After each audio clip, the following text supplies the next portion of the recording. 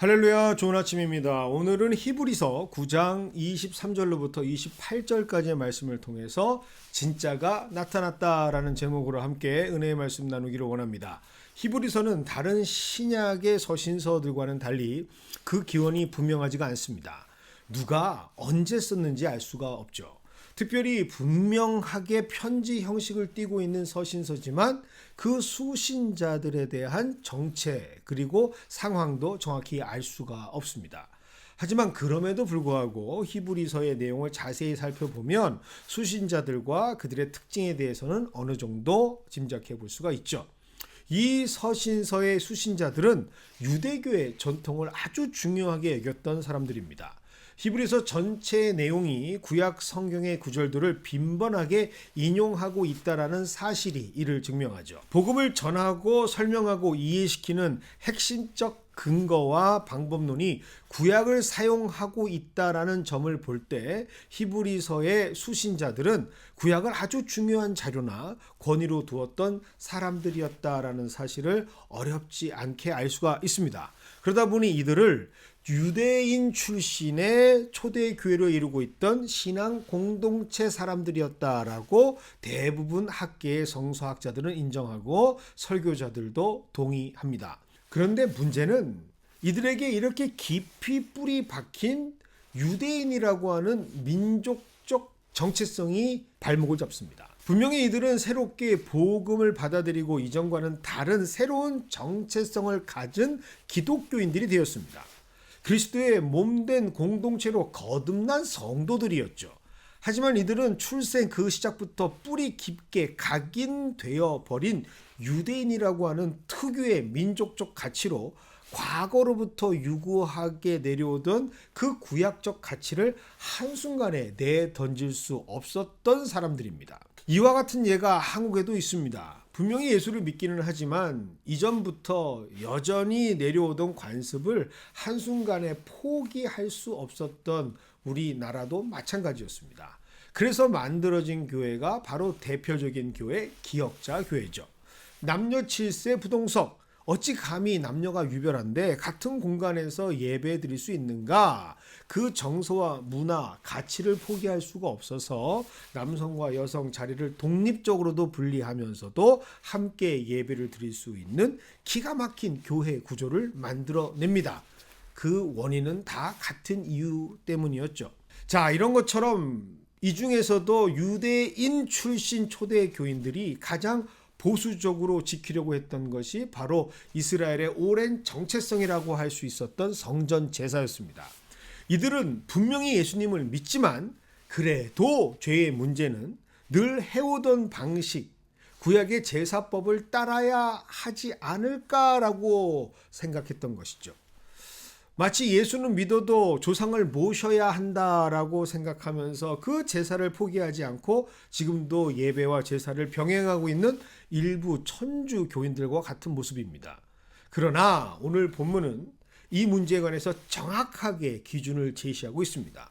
그것은 바로 과거 제사 제도에 대한 정의와 함께 그 과거에 얽매이지 않아도 된다는 분명한 복음을 선포하고 있는 것이죠. 첫 번째, 오늘 하나님께서는 정확하게 구분하고 정의하십니다. 지금까지 유대인들이 행했던 구약의 모세를 통해 주신 성막과 제사의 모든 내용은 모형이었다라고 말이죠. 이것이 바로 오늘 본문 23절에 기록되어 있는 구약의 성막과 예전 제사들은 하늘에 있는 것들의 모형이었다라고 기록한 이유입니다. 그리고 24절은 그것을 다시 참것의 그림자였을 뿐이다라고 정의하죠. 성막과 제사 제도는 참것인 바로 예수 그리스도의 그림자일 뿐이었다라고 말씀하십니다. 과거 예수님께서 이 땅에 오시기 전에는 모세에게 전해주신 방법대로 사람들이 하나님의 뜻을 알 수 있는 시청각 모형이 필요했죠. 그러니 죄를 지으면 그 죄값은 죽음이다 라는 복음을 위해서 죄를 대신하는 희생의 제물을 드리는 제사가 있어야만 한다라고 보여줄 수밖에 없었죠. 그래서 죄를 대신하는 죄속죄가 해마다 희생 제물이 준비되어서 속죄제로 드려져야만 했습니다. 이 내용이 바로 25절의 내용입니다. 그러나 그것은 어디까지나 모형입니다. 말씀은 이 점을 강조하고 있습니다. 이제는 우리가 그 모형, 속죄제를 드릴 필요가 없어졌죠. 예수님께서 우리의 모든 죄를 다 함께 하시고 희생 제물이 기꺼이 되어 주셨기 때문입니다. 우리 모두의 속죄제, 영원한 속죄제로 십자가에서 단번에 드려지셨기 때문에 더 이상 우리에게 모형은 필요가 없죠. 하나님께서 모세를 통해서 율법과 성막, 제사 제도를 통해서 모형으로 알려주신 그 모든 내용은 예수님 오시기 전까지입니다. 그러므로 이전의 모형이었던 것은 모든 구약의 전통과 제사법은 예수님 십자가 이후로는 무용지물이 된 것이죠.